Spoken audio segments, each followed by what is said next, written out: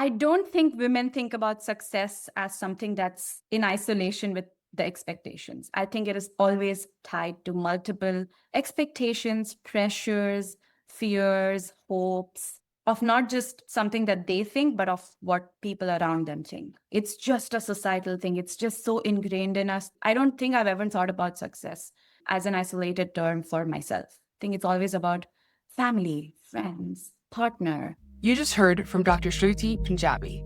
Shruti is an urban planner and an applied social scientist who has collaborated with various international organizations and government bodies, including the International Finance Corporation, the World Bank's East Africa Regional Unit, and the Fund for the City of New York. She finished her PhD last year and is now working as a social science researcher at the Public Interest Technology Lab at Virginia Tech.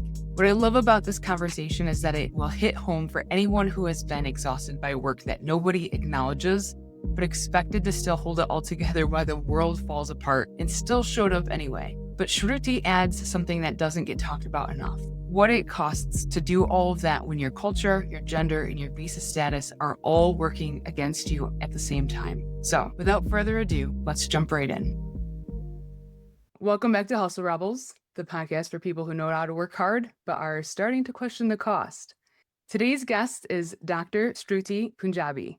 Shruti is an urban planner and applied social scientist whose work sits at the intersection of collaborative governance, environmental planning, and how people exchange knowledge across systems and cultures. What stood out to me most about Shruti is the lens that she brings: ambition, burnout, and identity, especially as an international scholar navigating spaces that welcome talent but don't always make room for the full human behind it. So today we're going to talk about invisible labor, cognitive overload, cultural expectations, and redefining what success actually means. So I'd love for you to tell us a little bit more about yourself in your own words. Absolutely. Thanks, Renae. That was amazing. I don't know if I can beat that, but I'm going to just give an introduction. I am an urban planner. Since I was very little growing up, I saw a lot of homelessness around me. And then I was coming from a space of privilege. Since a very little age, I had this inclination that I want to serve and provide. So coming from someone who would sit on footpaths and help little kids learn about language and math and just sharing meals with them and just breaking the stereotype to actually being in the institutional space of creating a change, I've somewhat grown to be an individual who's really empathetic, and I really appreciate when I can actually serve and be a part of a community that is going to serve a bigger cause, which is about making the world a better place one bit at a time. And that's how I think about my role in the world as an urban planner, as a social scientist, and just as even like a friend, a daughter, a girlfriend, and all of that. So all of that combined, that's me. Oh, I love that. It's so beautiful. We were having a great conversation earlier, and I love how something that you had even written in the form that you sent over, it was very powerful. And you had put down that the world imports global talent, but rarely makes room for global identity. And what does that mean for you from a lived experience? I've just navigated or like been in that tension for the last decade almost. And I think this is a question that I sort of wake up with and sleep with. And I almost always wonder that there's a lot of value that is given to the human brain in terms of like, hey, these are ideas. And when we think about human brains, there's no bifurcation in terms of where that brain is coming from. Is it a white brain, a black brain, a brown brain? Nobody cares about that as long as it's giving you knowledge. But the minute we put that brain inside a body, we sort of forget that there's differences. People come from different parts of the world, and they're providing all of this knowledge on a platform that has been culturally scaffolded in a very standard unilateral way without considering the diversity. So the minute we think about the person that's actually bringing the knowledge, we don't really have the resources to think about where they're coming from. What do they value? Just to give you a little example, I've lived in the US for about a decade, and I've traveled the world for my work all over and worked in different countries. But The fact that I come from a specific culture and I have some specific rituals, festivals that I value in a country that is so diverse, I would still have to think twice before celebrating or like thinking about a holiday or just taking time off on the day that matters to me. Let's say it's Diwali, and nobody in my company would know what Diwali is, but I would still have to manage working full time on that day, taking care of my family, which is back home and here, and to also sort of fulfill myself with the little pseudo feeling that I have of, hey, it doesn't matter. I cannot take the day off or even take some time off to just enjoy and be in the moment because I also have to do my work. So just beyond the traditional understanding of cultural differences in the workspace, this is just a more human level example of what I mean when I say that the brain's valued, but the minute the brain goes inside the body, there's very less understanding of where people are stemming from and how can we make them more comfortable. Because if we want to sort of monetize on or materialize on their knowledge, we also should give them some space so that they feel welcomed and they feel like they're taken care of or valued for. And I'm not saying it's not happening. I see that sort of diversification happening all around the world. It's just happening at a very slow pace. I mean, I've been in this space for a decade and I still haven't got a heads up that, hey, this is something that you celebrate, take a day off, you know? And again, it is not just stemming from that. I am also an overachiever. So I would be like, hey, if I'm taking a day off, I want to work on a Saturday just because I'm someone who wants to constantly make sure I'm getting my work done. So I don't think it's just an outwardly thing, it's also an inward thing where women, or especially me, I would feel like this constant obligation to make up for it. I don't have to, but I feel that way. I feel like you bring up a couple of great points. One, all I could think about is you moving here and it being a melting pot. And we claim to be a melting pot in the United States, and we're so constricted in our holidays in so many ways. I mean, not everything has to obviously be a federal holiday, but at the same time, if you are celebrating something, I feel it should be a custom for you to be able to take that time off or a time away without being questioned about it. The second thing that you had brought up, you had said that the brain is valued until it's in the body. And I feel like this is such a loaded thing to say because our brains and our capacity to do something is so taken advantage of in so many ways. I just feel like I want you to expand on that too and how that is involved in the hustle culture, because that's where we lead to a lot of burnout and how we don't find value in ourselves because then we're being taken advantage of in so many ways at our job.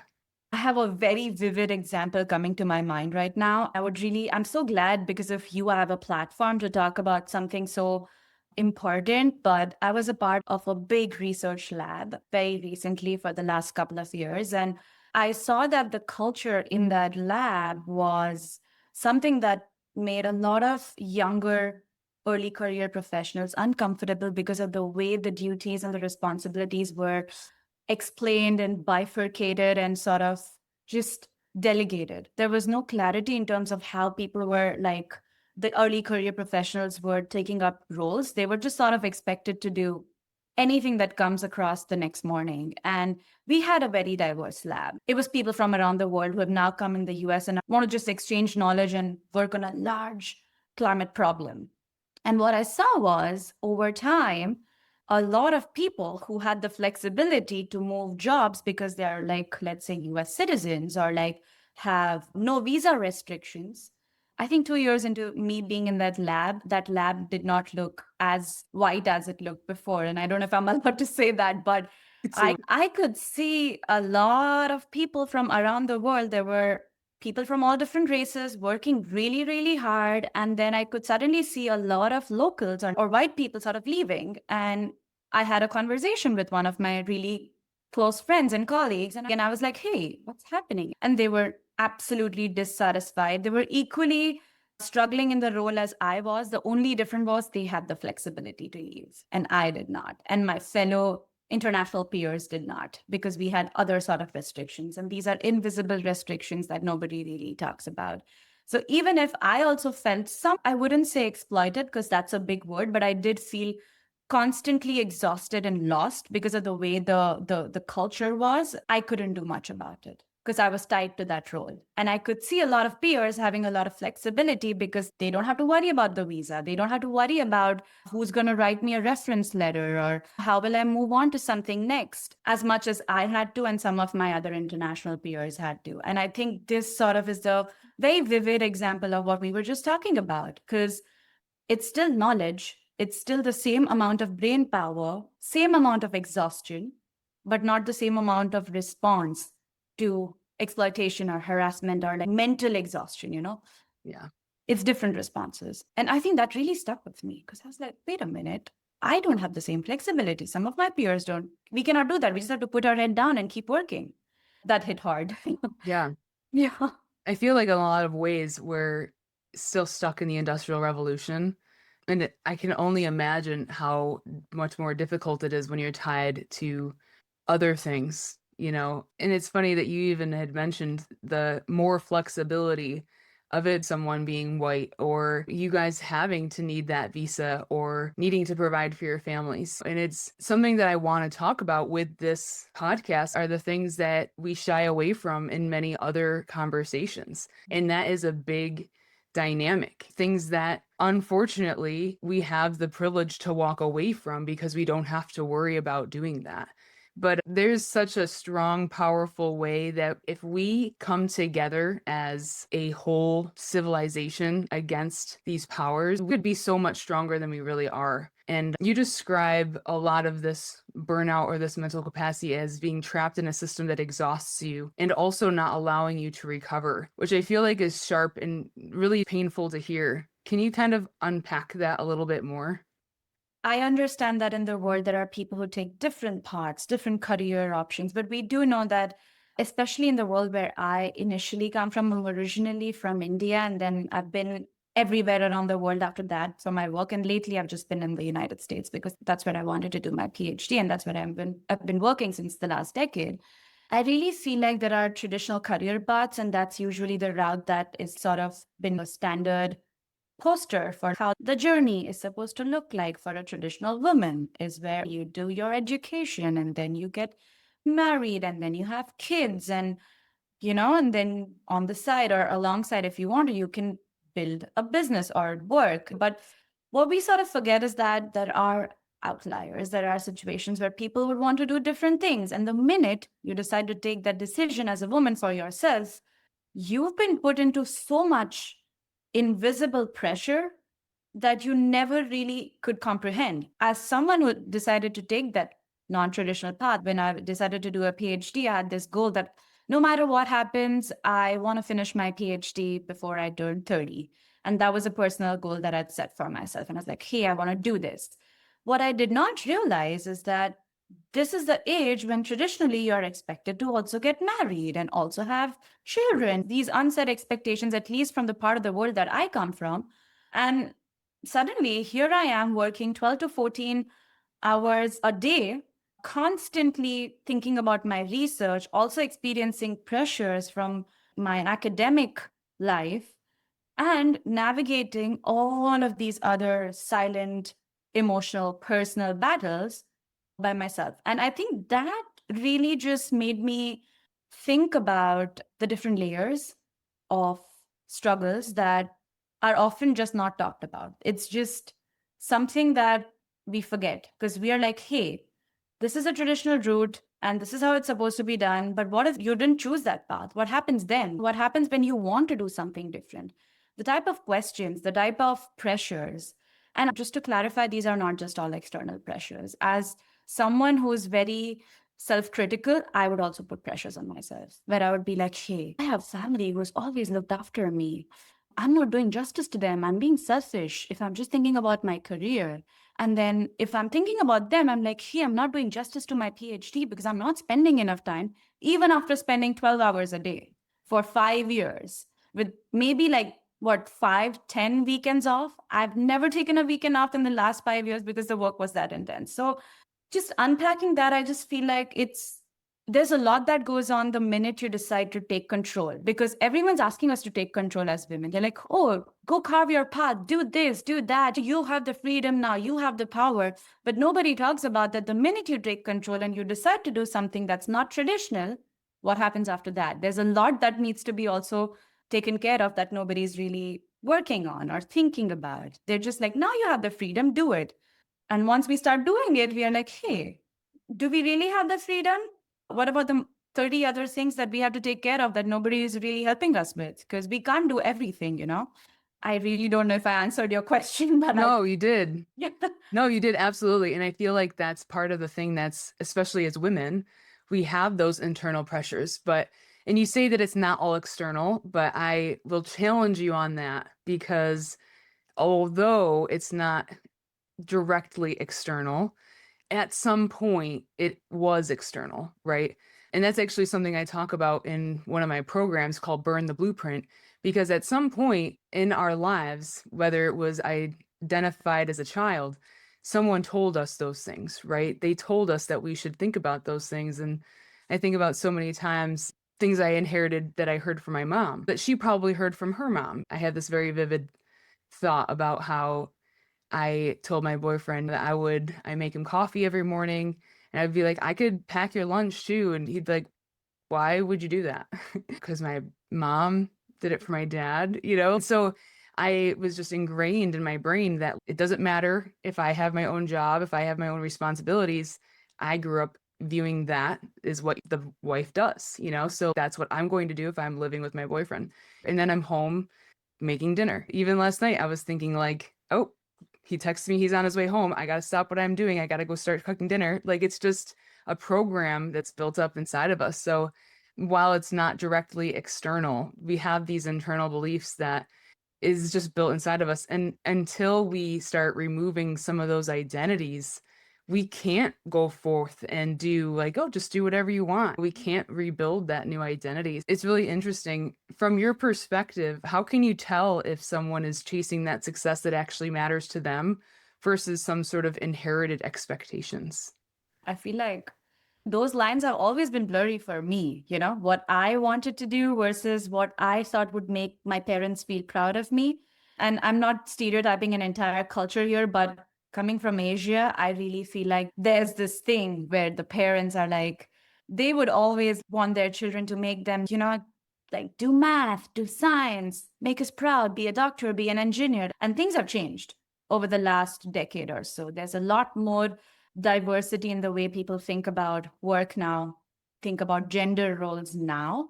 And there have been multiple great films that have been made in this direction. And they're doing a great job with educating people and populations in different parts of the world now as to how to think about gender roles, how to think about profession and just work that makes you happy versus work that is just work. And I'm great that that progress is happening, but it is very blurry, those lines, you know?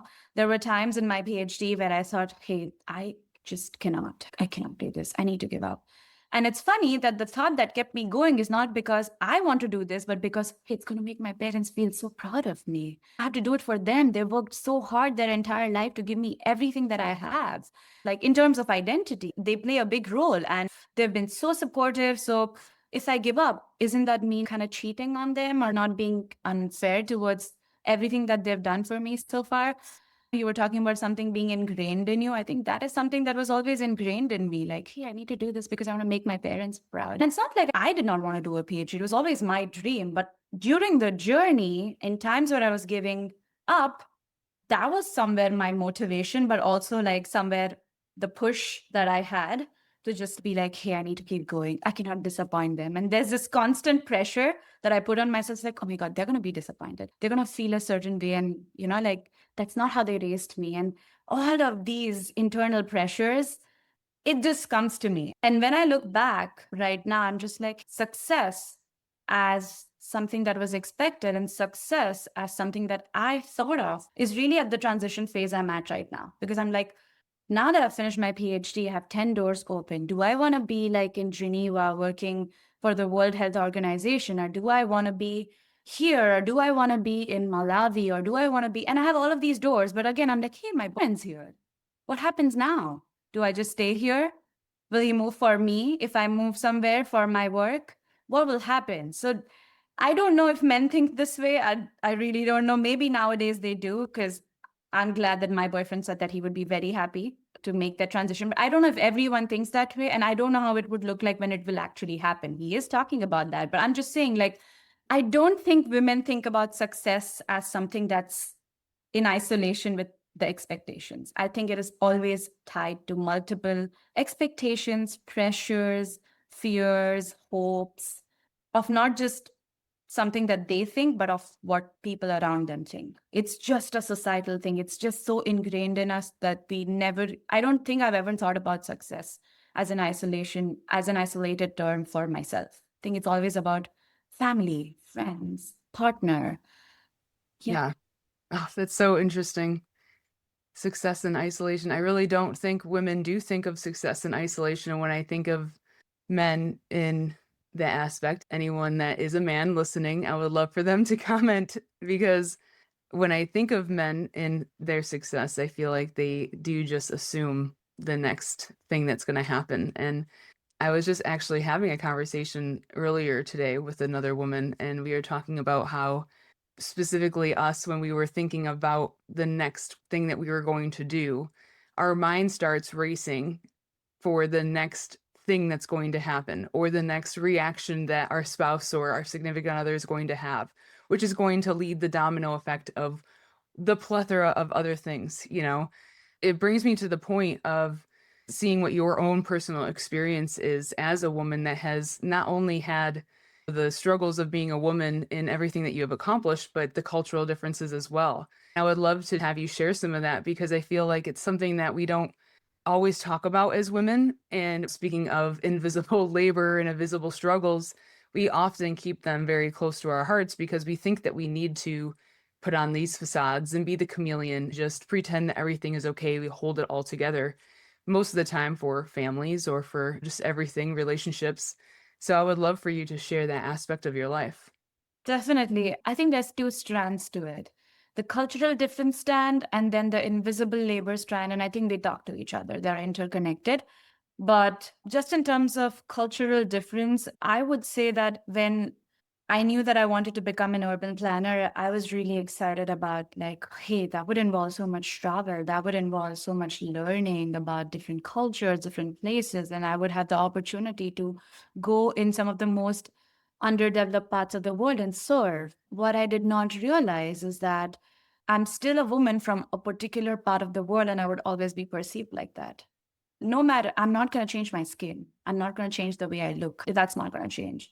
So I will still be perceived a certain way when I enter a certain contextual setting, and I will have to learn. Nobody teaches us these things. I will just have to learn how to become a chameleon and mold myself to that space. And culturally, when you're dealing with data on the field, now you're in a setting which is extremely rural and you have to sort of blend in. Otherwise, you'll be treated differently. You'll never get to the depths of things that you would have got if you were like, I don't want to stereotype again, but I don't know if a white man is expected to do that. If they're in like the fields in South Africa, they can still be the white man and they can use that as a privilege to then do data collection, and people will still come to them and talk to them a certain way. But I don't know if the same applies for a brown woman, it does not. So I really had to understand culturally that if I'm stepping into this space and if I really want to understand how people think, I will have to really learn about them beforehand and be like, hey, this is how they usually dress up. And maybe I won't have to completely change the way I dress, but I will still have to blend in the culture for them to believe me, for them to trust me, for them to have faith in the way I'm going to deal with whatever information that they're going to share with me.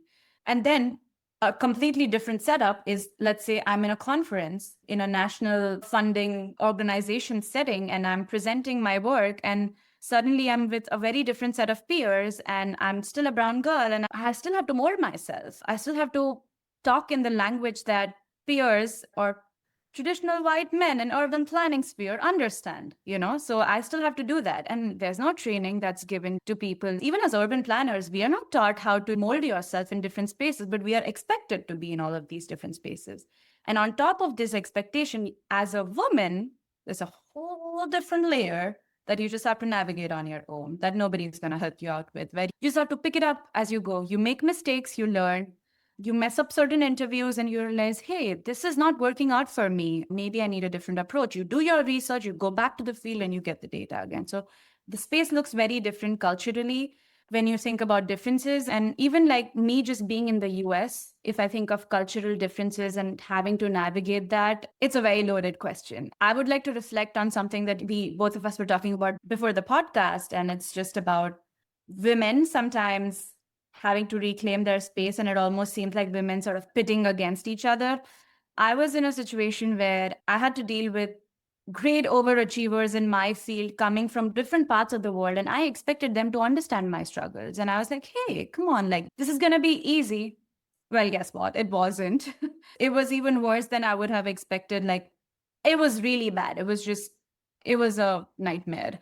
And I was really shocked because I was like, hey, you're a woman in power and you come from a different space in the world. And now you've built this whole legacy for yourself in a different part of the world. You would understand. And I almost felt a lot of sense of insecurity, a lot of sense of actually using the cultural difference as a disadvantage or as something against me from someone who actually comes from the same culture. And I was really shocked. And it took me a very long time to navigate that.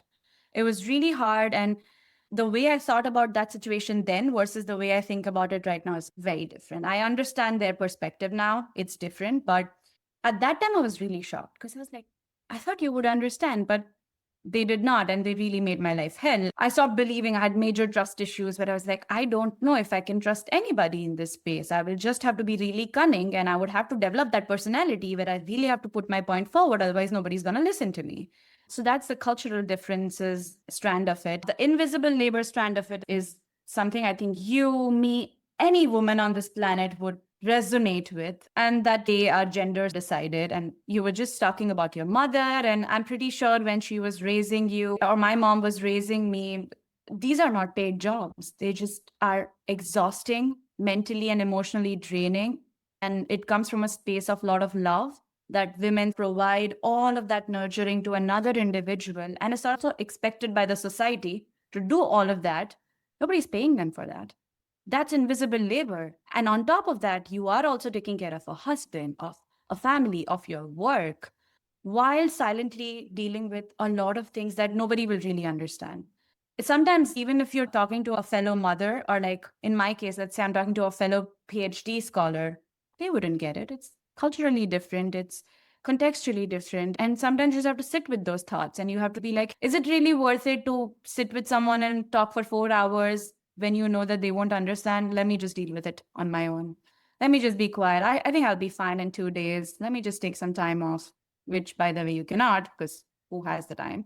But so you just sort of shelf all of that, keep building on that. But invisible labor as a concept, as something I've studied even as a PhD scholar, is very understudied, is very undervalued, is very underrated and understood. Nobody really makes an effort to dissect that and how deep that is and how much of an emotional and mental and cognitive struggle it is for a man or a woman, especially women, because of the different unsaid expectations that we have puts on us. I really wish more people were talking about it, but I don't think they are. So something that I really hope people talk about. It's great that we're talking about it now. And I think the hardest thing too about the invisible labor is that a lot of it comes with it just being expected. And I feel like that's why housewives and mothers, they get so burnt out. Right now, there's actually an issue going around against a woman in a local town where she was actually postpartum and she ended up unfortunately killing her 3 children. And then she tried to commit suicide by jumping out of her window while her husband was away gathering errands and medications. Unfortunately, she ended up becoming paralyzed from the incident. I think it happened a couple of years ago, but now it's going forth in the court system right now. And so it's kind of a big to do. But people are 50-50 right now because people are obviously looking at it and be like, you're a monster, you try to kill your children. But at the same time, you can look at it at a perspective and be like, she was postpartum, she was struggling with a lot of hormones up and down. She had children that were very close in age. It's just people don't understand what postpartum is, and B, the whole entire fact that it could take 2 to 3 years for a woman's body to recover from having a child, and she had 3 in a short period of time. And then on top of that, the invisible labor that comes with bearing the children and then doing all the household responsibilities and then the expectation to get zero credit for everything that was going on. And it's things that are just not talked about at all. And then the mother is blamed and then she's paralyzed, and now she has to go through a court system. What I love about what's coming forth right now, though, is a lot of women backing her and being like, you're not in a mental capacity to even understand what this woman was probably going through, to be at such a low that she would even consider doing those horrendous acts to her children. So it's just an interesting concept when you bring in invisible labor and tying it into something that you have researched yourself, cognitive overload, which is something that I also understand with burnout recovery. In plain language, why is that something that everyday people should actually care about? I think it's very important that in today's time, we care about the different aspects of invisible labor and the cognitive overload is because we've been constantly under the availability of excess of information coming from ample of sources. And what we don't realize is that our brain can only comprehend so much. So when we are already exhausted based on everything that we're dealing with on our own, and now we have all of this information, sometimes we don't even need those pieces of information from different parts of the world.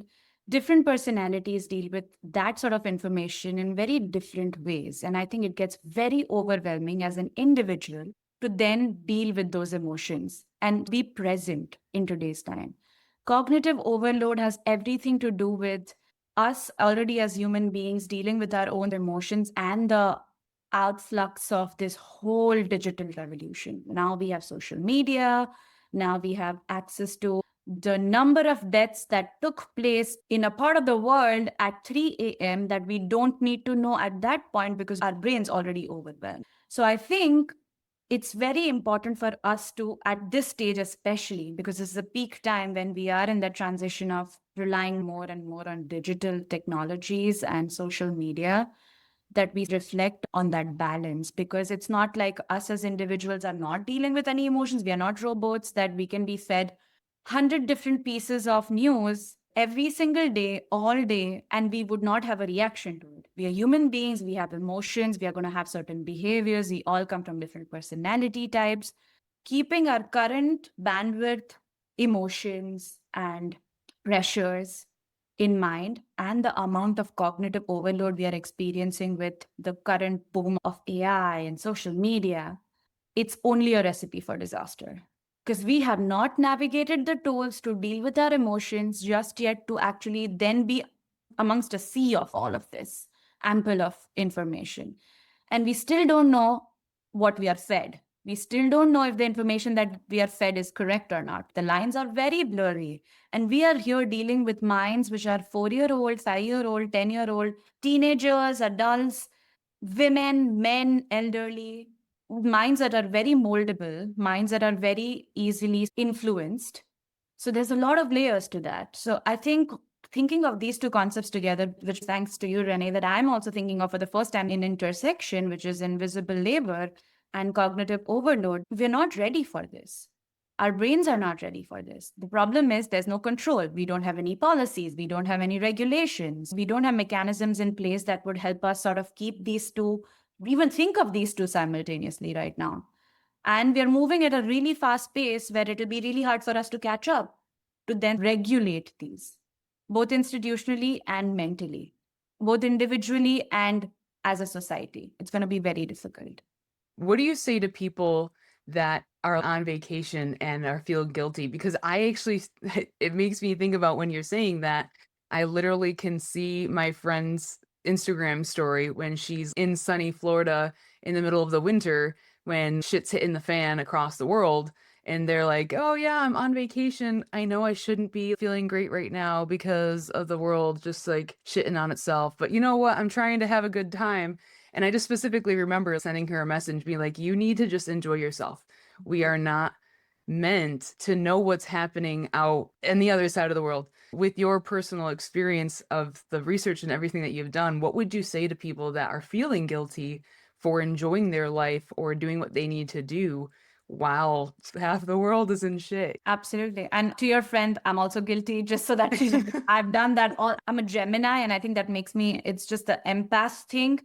It's really bad because I feel bad for my boyfriend because I would wake up at 3 a.m. and be like, you know what? I just read something this afternoon and I can't sleep because there's like 200,000 children who are like now orphan in this part of the world. And what's going to happen to them? And he will be like, woman, you had the most difficult day. Just like breathe, you deserve some time off. And I don't know how to take that time off because empath and being in this field of international development, I'm constantly fed with news all day, every day. And to have that switch off, when to have that off, I think it is, I'm still in the phase of learning that, but I think I'm slowly getting better to sort of disassociate from all of this. It's really hard. It's really hard because we've created all of these capitalistic mechanisms to feed this information Right. to the populations on this planet, but nobody is thinking about how is it going to be consumed? What happens after that? Because we're making money by disseminating all of this information, but we're not worried about how that is going to be absorbed by people. What is it actually doing to those populations? We're trying to inculcate all of this capitalistic nature by showing us those Instagram ads of things that we're thinking of, but we're not thinking that what happens once someone's addicted. I think I was addicted to just being aware about the world. And it took me a while to sort of be like, Shruti, there's only so much that you can do. And you have to make peace with that. And that part is really, really tricky. It takes a long time to just sit with yourself and be like, is there anything I can do about that right now? No. Is there something I am doing to contribute, even if it's 1%? Yes. I have to make peace with that. I have to constantly remind myself of my contribution. And I think to your friend or to even me at that point, it'll be very important to remind ourselves that we're here, we've deserved this little holiday. By celebrating or enjoying, we are not doing any injustice to people that are in other part of the world. If we sort of come out of this little break that we've taken happy, more recharged, we might be able to do our job better going back into it. And we really would have to just make peace with that. And I used to tell this to myself when I used to wake up at 3 a.m. And be like, if I stay up all night worrying, I won't be able to do any work tomorrow. And that is the real work that's going to eventually support the cause one day. Right. So I really need to keep myself sane. And the only way to do that is disassociate yourself, which is the most trickiest part because information is thrown at us from all sort of spheres of life right now. But yeah, I think we need more mechanisms of dissociation than of association at this point. We need to invest money, resources, brains, knowledge towards ways to pull people out of access of information and just to give them the space to be creative themselves, think themselves, be with themselves in isolation with family, in that personal space of in-person interaction and no digital access. It's going to be tricky, but that's where the future is, I really feel. Yeah. And I think, too, an important thing to remember that as a collective, if we're so stuck in a worried state of mind, that is pushing forth everything is a vibration and a frequency, right?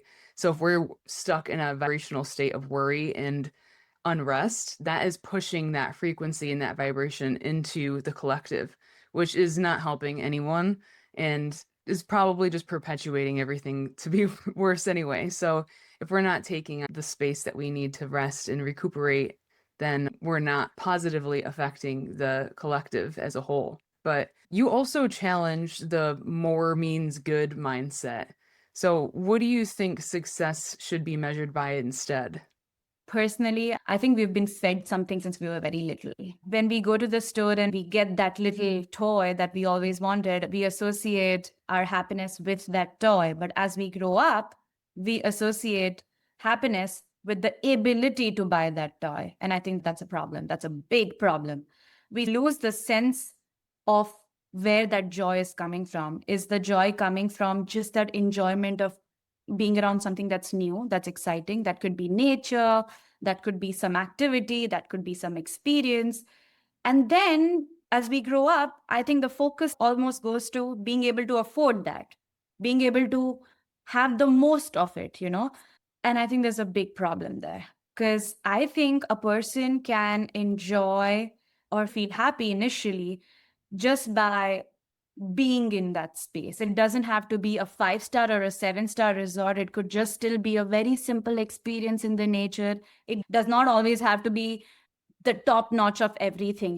The fact that you are living that experience and that is happiness has been taken away from us because of the consumerism, the capitalism, the way the society has been functioning. We've been fed that you will only be happy and you will only enjoy something if it's done a certain way, which is not true, which is an absolute bullshit. That's not how it works at all. But I think most of our answers lie in our own childhoods. If we could just sit back and just ask ourselves, what makes us happy? What does happiness and success mean to us when we were growing up? We would get a lot of answers. And I think it's going to be very subjective, it's going to be very personal. But if even people who are listening to this, if they could just sit back for 1 second and just reflect and think about what made me happy, you know, what was I dreaming of or thinking of when I was growing up? Am I still doing the same thing? Why am I not doing the same thing? Just those bigger questions. We never really sit down and ask those questions to ourselves. And about success, I feel like it's again the traditional path that we've always been fed or thought about is that, hey, you need to finish your education, buy a house, get married, have children, send them to school. And I just really want to ask people, where is this written somewhere? Is this encrypted somewhere where you're like, hey, this is how life should be lived? It's just this narrative that's been fed to us that we need to do things a certain way. And the same applies to success. We've been told that success is when you accomplish something which is big. Who said that? Success is something where you accomplish something that's fulfilling. It does not have to be big.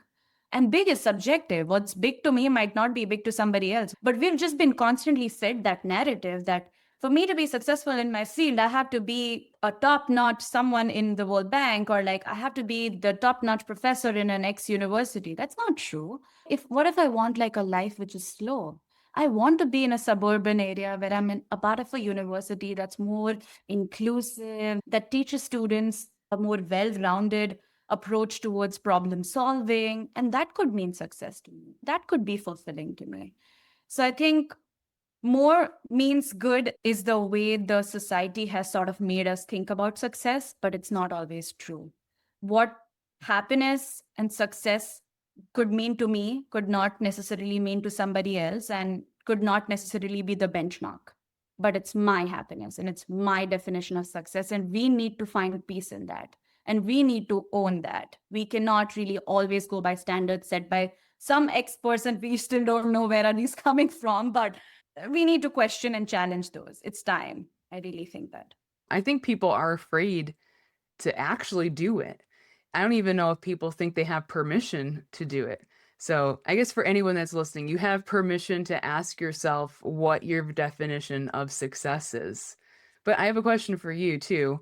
What is something that you've personally had to unlearn to become more of yourself or to define your own definition of success?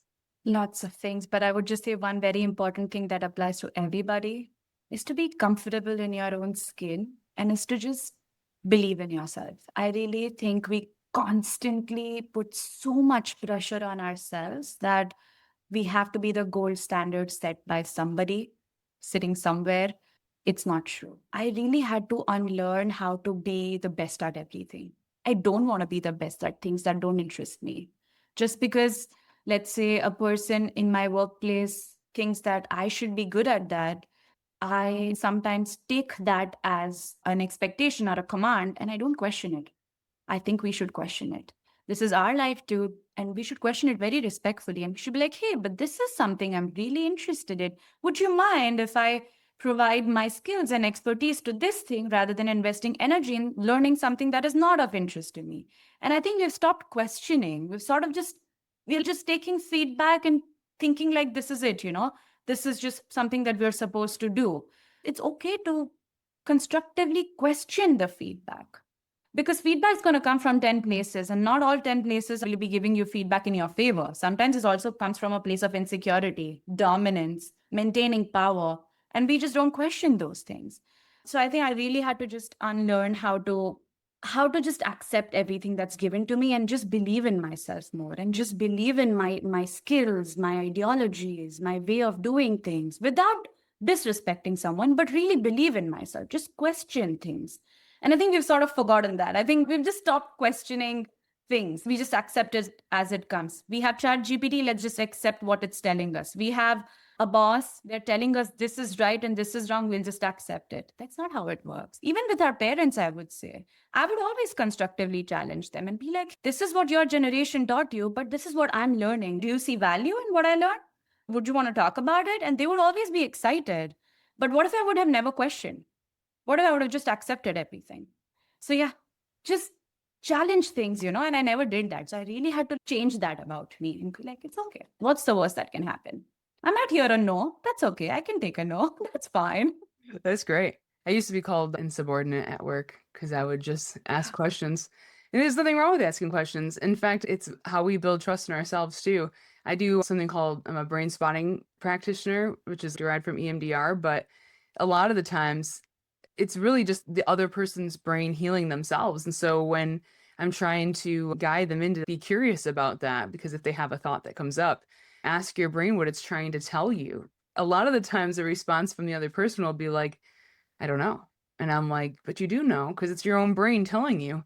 And like, I just don't know. And I'm like, you do know though, but you're just so reliant on like the meme telling you a therapy session or some long drawn out story on Facebook that you're relating to. We just get so caught up in everything else telling us what we should do, what we should know, how we should feel, that we stopped questioning our own intuition and what we should be questioning. I really do love that perspective you bring to that. And so I just have one final question for you. So if someone is listening right now and they're feeling exhausted from trying to just fit in rooms that they've outgrown, what would you like them to hear today? Instead of what I think they should hear from me, I would like to leave them with a question. If they could think about that in their free time, and I think that's something that's going to definitely help them feel a little less burnout and a little less exhaustion. And this question is something that I was asked during my PhD journey, and it just sat with me. And I was like, wow, it just brings me so much joy just thinking about this. What if I would do something about it in the future? So, to all the listeners, and I would really like to just ask them this one thing that they should think of when they're feeling a burnout is, if money wasn't a concept, what would you be doing right now? I just want them to sit with it. And every time I sit with that question, it just brings me joy. And I'm like, oh my God, what would I be doing right now? Like, what is it that would bring me joy and fulfill me in terms of passion towards work? So every time I feel exhausted, I just zone out and I think about that. And the next day or in that evening, I would just sit with it and I would do something on that ground just so that I feel full. So if they would like to do something like that, I think that it would bring them a lot of joy. I love that question. I feel like that's a great ending to have. Well, Shruti, this was a very thoughtful and important conversation for everyone listening. Thank you for bringing both research and the real human aspect side of these topics as well. So, for everyone that is listening, where can people connect with you and follow your work?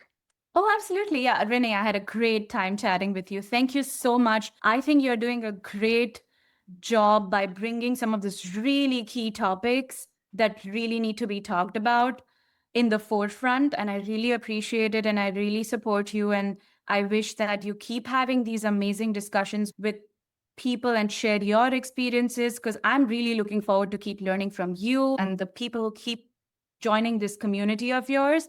So kudos to that. But to connect to me, you can connect to me on LinkedIn. My first name and my last name, it's Shruti Punjabi. And on Instagram, it's my first name and my last name again. You can just find me on Instagram there. And Rennie, if you could leave it in your text bubble somewhere, and I would love to chat with people who would like to teach me something on this or learn from me or just talk more, share experiences. I look forward to that.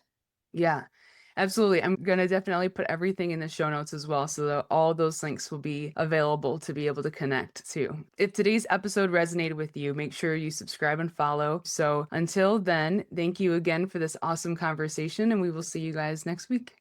See you guys. Bye.